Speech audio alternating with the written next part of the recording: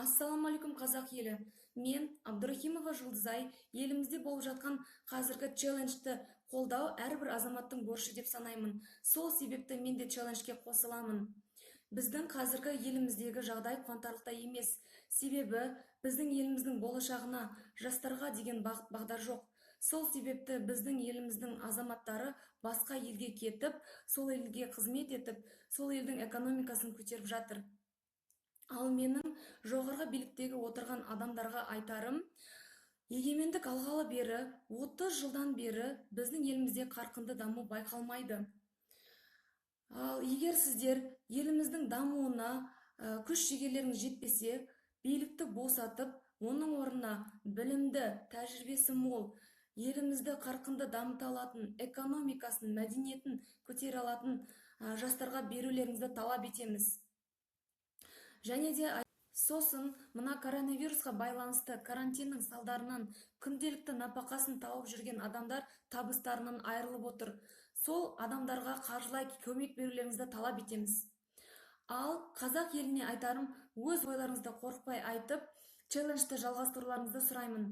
Назар аударғандарыңызға рахмет, сау болыңыздар.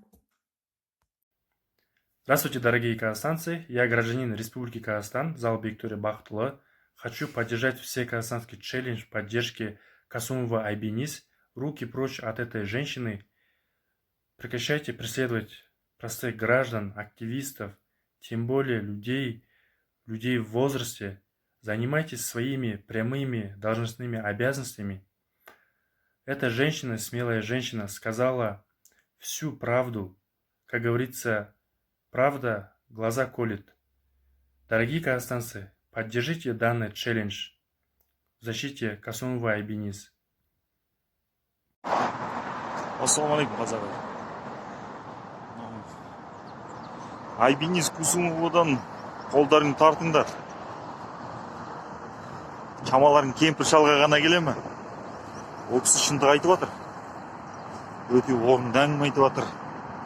Істеп жатқан істерің жоқ. Біреуден бірдемкені талап ету үшін дейді. Біреуге бірдемке беру керекті. Билік, сіздер осыны оңыңыздар. Сіздер ешкімге ештеңке, еш нәрсе бермей, қазір орынсыз талаптарыңыз сіздердің. Біздің талабымыз орынды. Біз халықпыз.